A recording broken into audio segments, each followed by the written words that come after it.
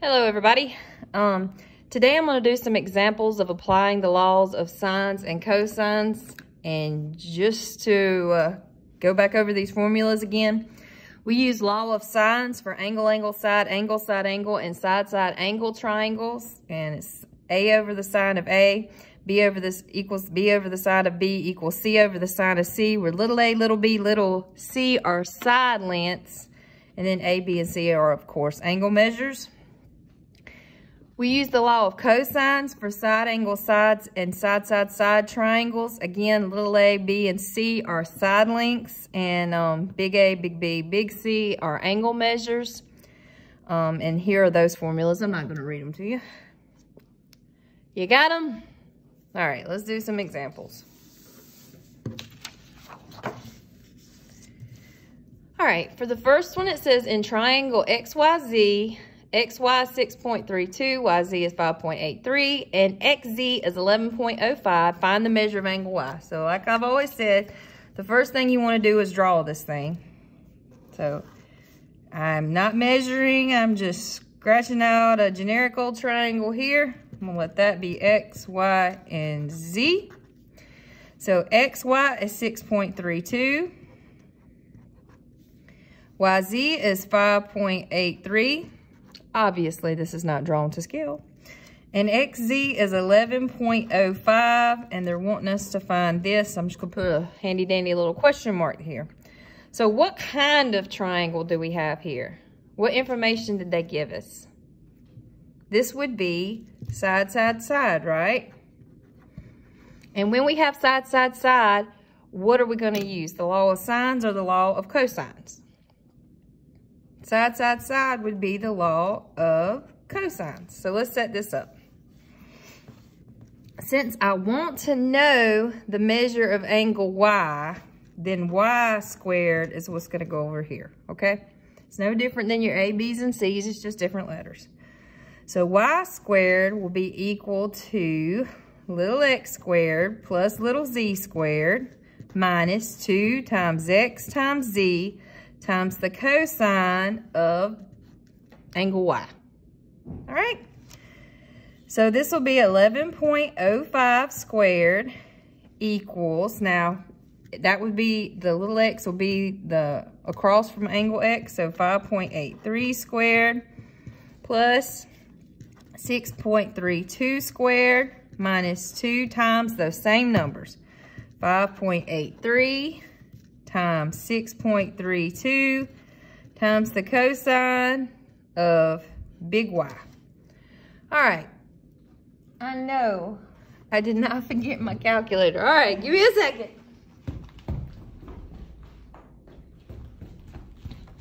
This is becoming a regular habit. All right, so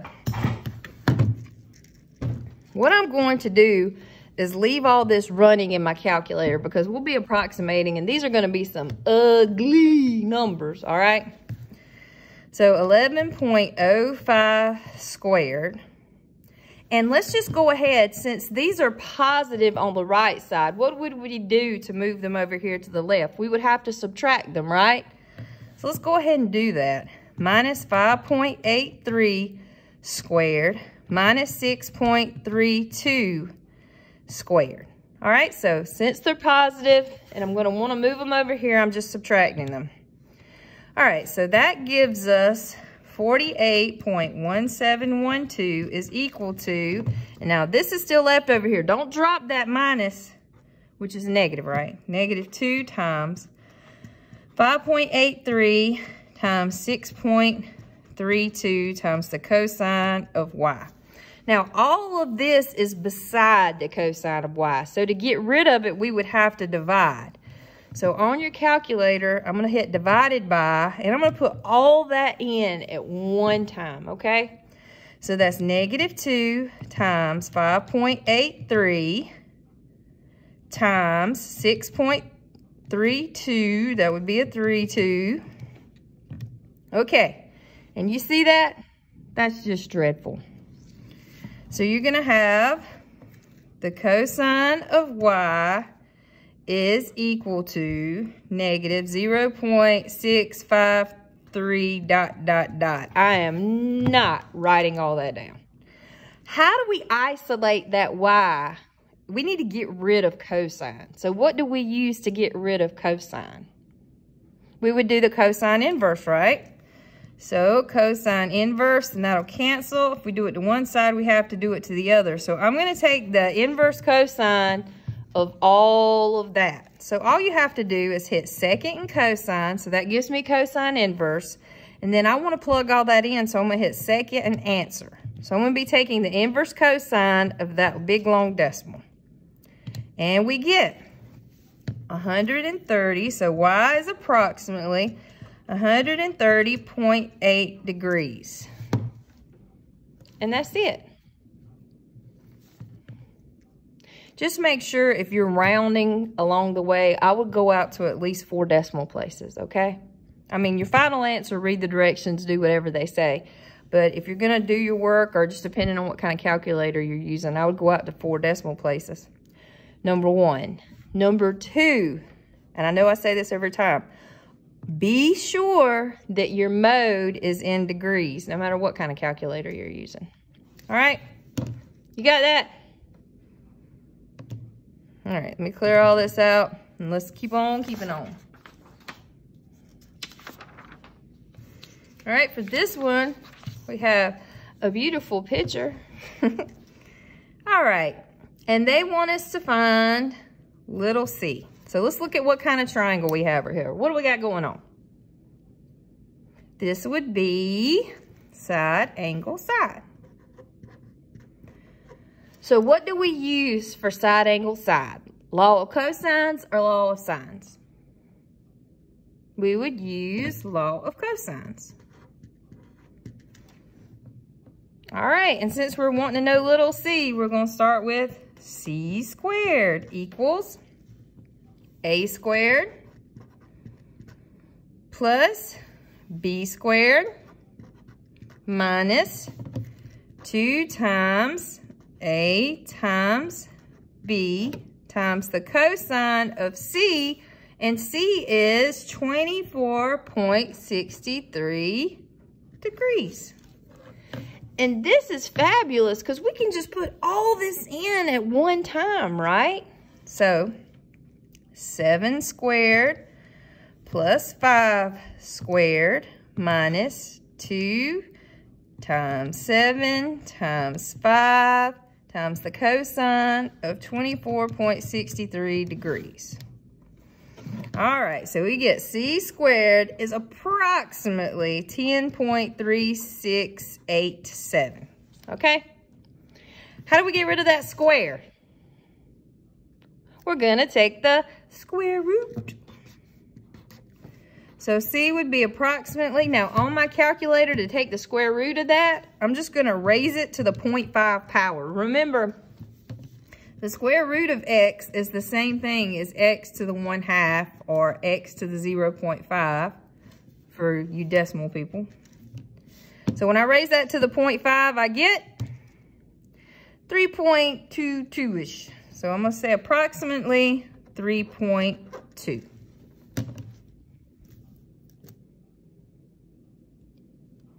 You got that? Let's do another one. And we have another beautiful picture. I know it's not true. All right, let's look at this one. What kind of triangle is this? You thinking? It is an angle, angle, side. Angle, angle, side. We're wanting to know AC, which is just little b, right? That's what we're trying to find out. When it's angle, angle, side, do we use law of cosines or law of sines? That would be law of sines.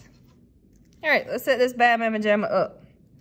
So we got the length of C and angle C. So we'll say 3.61, the length of C, over the sine of C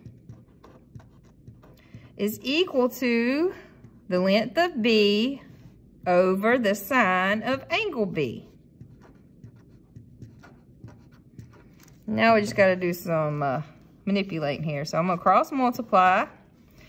So we get the sine of 41.82 degrees times b is equal to 3.61 times the sine of 67.62 degrees. Now, how are we going to get b by itself when it's being multiplied by all that stuff? Well, we just divide.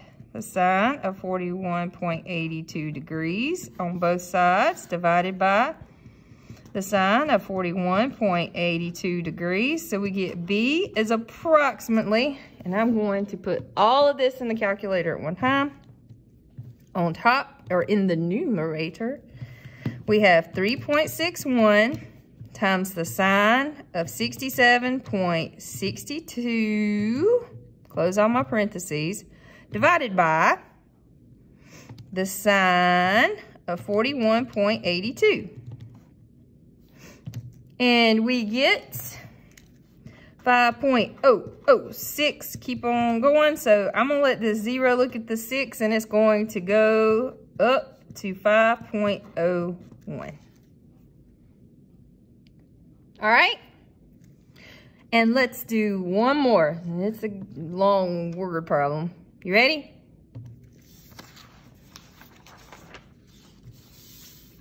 All right. For this one, it says the velocity of a train is represented by the distance from A to B in the diagram. The velocity of a ball thrown inside the train at an angle of 66 degrees relative to the train is represented by the distance from B to C. What is the distance from A to C? The velocity of the ball relative to the ground.